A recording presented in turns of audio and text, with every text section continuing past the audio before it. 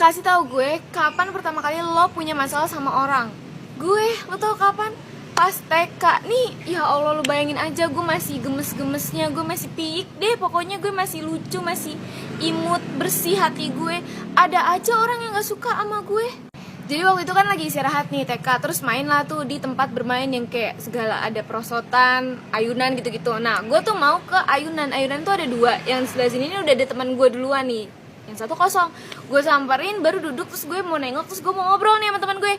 Tiba-tiba nih orang cewek nih, gue sebut kali namanya nih, Amel, awas lo Amel. Sampai detik ini gue nggak tahu lu kenapa ngasuh teman-teman gue biar nggak suka sama gue. Nih, terus habis itu Amel dateng, terus dia bilang ke teman gue yang atu, sini aja yuk, jangan di situ, jangan mau main sama dia. Hah? Karena pada saat itu sifat julid gue belum keluar nih, jadi gue cuma bisa diem pas dia ngomong kayak gitu. Emang bener-bener julid, nih cocok nih jadi pemeran Miska di Cinta Fitri. Nah, abis itu berlanjut tuh, dia bahkan ngasuh satu kelas buat nggak temenan sama gue. Akhirnya gue ngadu tuh ke kakak sepupu gue, dan ternyata kakak sepupu gue ngadu ke bapak gue. Terus akhirnya bapak gue datang tuh ke sekolah. Datanglah tuh bapak gue ke TK gue, terus ketemu sama wali kelas gue. Gue masih inget banget tuh wali kelas gue, Bu Tiwi. Ini ada gak nih temen TK gue? Gue mau nanya, apaan sih yang dikasih Amel ke lu pada? Bisa-bisanya lu nurut sama dia, suruh jauhin gue. Terus akhirnya si Amel nih dipanggil emaknya, terus ngobrol. Dan akhirnya dia minta maaf tuh ke gue. Emaknya juga minta maaf sama bapak gue. Keesokan harinya udah kayak biasa lagi tuh, gue udah ngobrol sama teman-teman gue. Terus si Amel nih tiba-tiba di depan kelas nih nawarin permainan gitu yang dia beli, tau gak sih, yang kayak kertas karton, terus ada orang, ada baju, ada aksesorisnya gitu, jadi bisa dilepas pasang, yang dijual di abang-abang kelotokan gitu. Nah, dia bilang ada yang mau nggak? Terus gue bilang nih, karena gue pikir masalah gue sama dia udah selesai gitu, udah clear. Anjing, suara apaan? Terus akhirnya gue bilang tuh, aku mau dong, gue bilang gitu kan. Terus dia dengan songongnya ngomong kayak gini, gak mau ah, ayah kamu udah gituin mama aku. Lah, gue bingung kan, kayak lo yang salah, lo yang marah. Terus kata-kata dia yang kayak, ayah kamu udah gituin mama aku. Gue tanya, mak lu diapain sama bapak gue sekarang? Orang duduk cuma di depan doang, dihipnotis mak lu sama bapak gue? Enggak. Gue mau cerita 2 atau 3 harian yang lalu, itu tiba-tiba pas gue bangun tidur pagi-pagi nih, kuping gue bolot sebelah, kuping sebelah kanan. Gue pikir ini tuh bolotnya tuh kayak, bukan bolot anjir, apa ya, kayak pengap gitu, kayak nggak bisa dengar. Kayak lo kalau habis berenang nih, terus kemasukan air, itu kan kayak nggak bisa denger gitu kan, kayak kupingnya tuh kayak pengap-pengap, ngerti nggak sih? Ya pokoknya begitu. Cuma kan ini kan gue baru bangun tidur ya, air dari mana yang masuk ke kuping gue? Masa iya iler gue? Kan nggak mungkin. Terus di situ gue yang kayak masih chill aja tuh, masih tenang, karena gue anaknya emang nggak terlalu heboh gitu kan. Nggak heboh banget emang lu, Min, anaknya chill banget. Gue berpikir kayak yaudah ini ntar hilang sendiri. Sampai 2 jam setelah gue bangun tidur, nih kuping masih kagak bisa denger apa-apa di sebelah kanan. Gue udah takut, udah panik, kayak ini apa jangan-jangan karma gue sering ngupingin orang. Karena di situ pengap kuping gue kagak hilang-hilang. Gue tanya nih ke temen gue soalnya lagi chatan juga tuh, lu pernah gak sih bangun tidur tiba-tiba bolot sebelah kuping lu? Terus temen gue emang blownnya sampai ubun-ubun. Dia bilang, lo kemarin kan habis vaksin, Min, jangan-jangan itu efek samping vaksin lagi.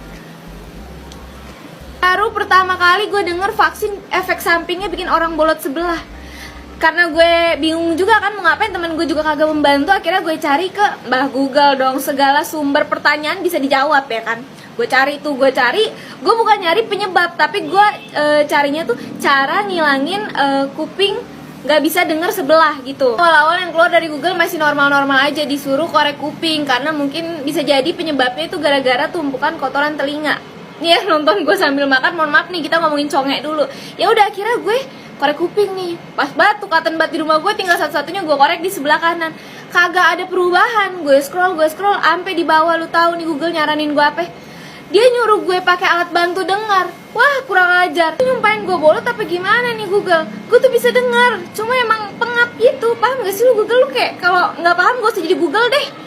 Pingsan di dalam angkot gara-gara bau ketiaknya cowok tampan. Jadi dulu waktu pulang dari pasar, aku sama teman aku itu naik angkot, dan ternyata angkotnya itu penuh banget. Jadi kita berdesak-desakan dan berhimpit-himpitan. Terus gak lama ada cowok tampan banget, dia mau naik ke dalam angkot padahal angkotnya udah penuh. Tapi supir angkotnya masih suruh geser, sampai akhirnya kita berdesak-desakan di dalam. Karena teman aku penasaran sama si cowok ini, akhirnya dia minta pindah tempat duduk sama ibu-ibu yang di dekat si cowok tadi. Posisi si cowok ini tepat di tengah-tengah pintu. itu dengan tangannya yang bergelantungan supaya dia nggak jatuh. Karena merasa terhimpit, akhirnya si ibu ini juga mau pindah. Dan setelah teman aku ini tukar tempat sama si ibu tadi, posisinya jadi berdekatan sama cowok yang bergelantungan tadi. Awalnya aku lihat teman aku masih senyum, kegirangan. Terus nggak lama ekspresi wajahnya berubah. Dia nampak mulai lemas dan berusaha buang muka dari si cowok tadi. Terus teman aku ini ngasih kode ke aku sambil nutup hidungnya. Aku nggak ngerti maksud dia apa. Terus dia langsung ngomong kalau dia udah nggak tahan lagi. Dia minta ke si ibu tadi buat balik lagi tukar posisi, tapi si ibunya udah nggak mau. Terus dia ngajak aku buat turun lebih dulu, tapi karena posisi rumah kita masih jauh, jadinya aku nolak. Akhirnya dia tetap bertahan duduk di situ. Gak lama kemudian dia lemes. Dia udah nggak mampu lagi bernapas karena aroma ketiak si cowok tadi berhembus ke dalam angkot, dimana posisi kepalanya tepat berada di sebelah ketiak si cowok tadi. Dia udah berusaha buat chat aku ngasih tahu kalau dia udah nggak tahan sama bau ketiaknya, tapi aku nggak buka HP saat itu karena ngelihat dia udah lemes. Akhirnya aku suruh supir angkotnya buat cepetan dikit, dan sesampainya di rumah dia langsung cerita kalau dari tadi itu dia mau pingsan nahan baunya ketiak si cowok tadi. Aku benar-benar nggak percaya kalau cowok setampan tadi itu ketiaknya bau, padahal dari penampilannya dia bersih banget, ditambah lagi dia lumayan tampan. Sampai teman aku aja bela-belain terhimpit-himpit supaya bisa duduk di sampingnya. Bahkan udah sampai di rumah pun teman aku ini wajahnya masih pucat, dia masih lemas dan hidungnya masih berusaha buat hirup udara seger karena selama setengah jam perjalanan tadi dia terpaksa menghirup aroma ketiak si cowok tadi, atau kalau enggak dia nggak bakalan bisa napas.